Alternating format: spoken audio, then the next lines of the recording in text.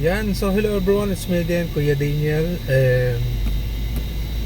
In order na maging state witness ka, isa sa mga qualification doon, kagaya kaila Diskaya, is isoli mo yung mga perang involved sa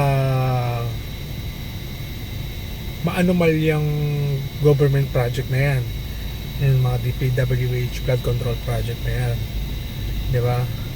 Ngayon ang tanong, kaya ba nilang isoli yun? 207 billion pesos yun from their multiple construction company. Ang hirap nun.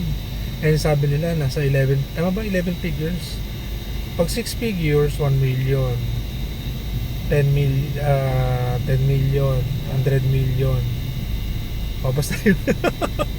So mga bilyonaryo sila. And I think malabong mangyari na ibalik nila lahat yun.